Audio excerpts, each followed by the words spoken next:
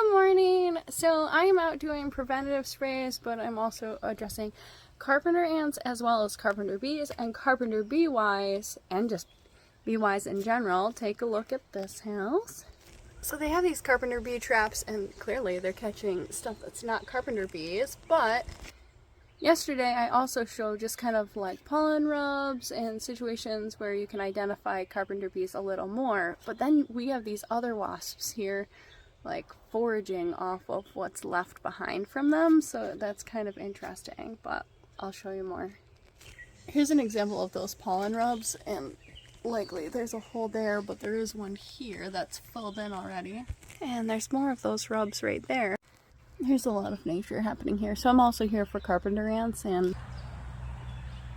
we got that guy trekking along. So they have filled in some of the carpenter bee holes, like you can see there, but they also kind of burrowed around it. I'll end up like respirating up and going through and actually dusting all of the voids. And not only are they up in that soffit, but they're also down on the deck.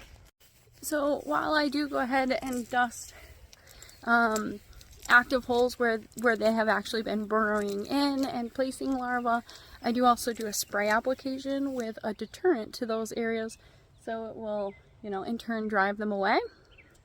And then on the lowers here, we're actually doing more of an application for the carpenter ants, which is a non-detectable that the carpenter ants will cross over and also spread around their nest for us. So we have a lot going on here. It's a beautiful house. It has a lot of nature around it, so as you can imagine, they have a little bit more pests that they have to worry about.